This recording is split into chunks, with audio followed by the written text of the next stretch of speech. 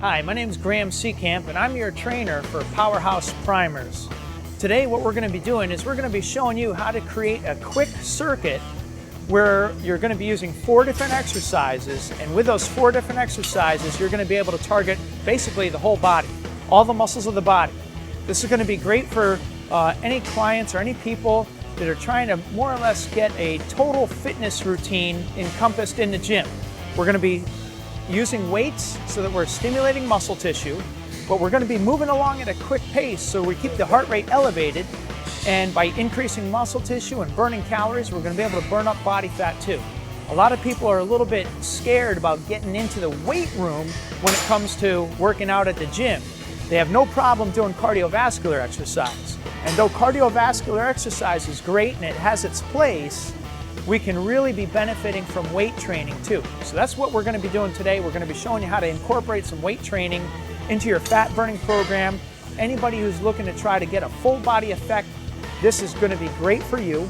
We're going to break down each of the 4 exercises and show you how to do each one correctly. Then what you're going to be able to do is bring them all out together in one area on the floor and do them in a successive set, 1, 2, 3, 4, before you take your break or your rest. You're going to do that in 3 cycles, and you should be able to have your whole weight training program done within about 15, at tops 20 minutes.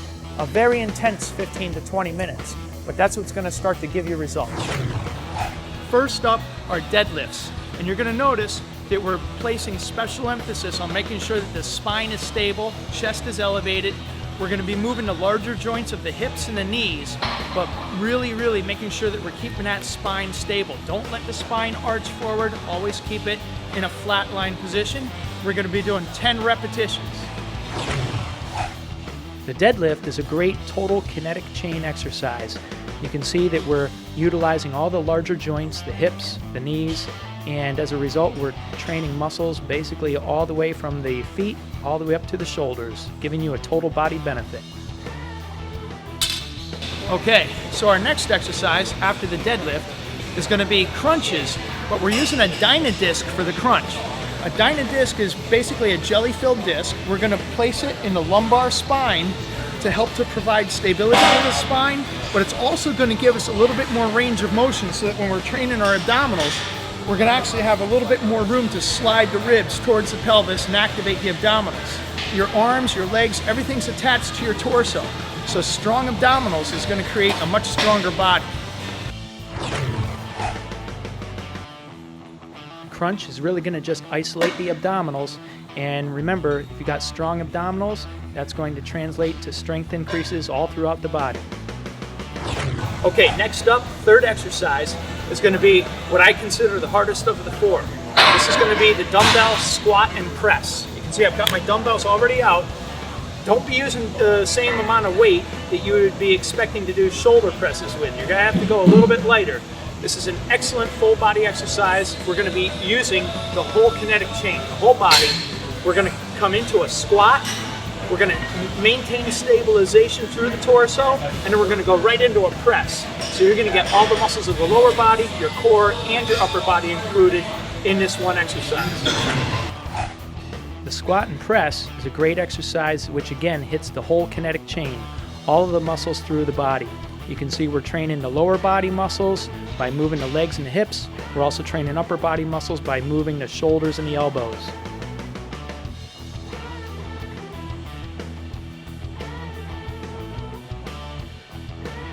All right, and our last exercise in the circuit is going to be push-ups. Nothing fancy here, just a nice old school exercise. The main thing you want to try to focus on is maintaining contraction and support through your core so that you're not dipping in the middle.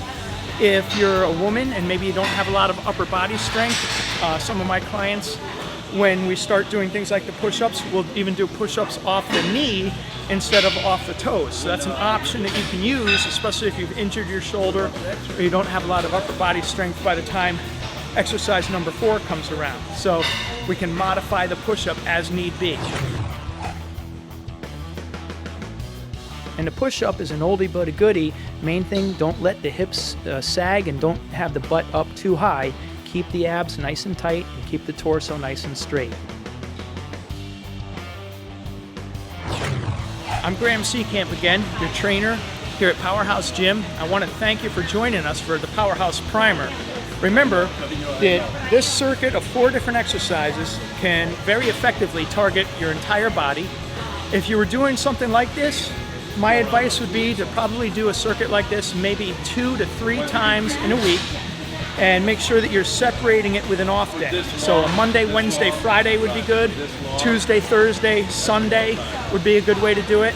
And when you do this circuit, do all 4 exercises in a row. Take a break.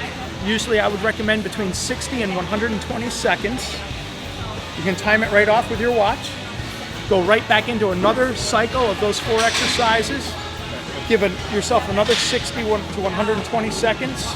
Go into a 3rd cycle, and 3 sets should be plenty. If you think you still have anything left to give, go for the 4th set, but that's going to start to get pretty taxing.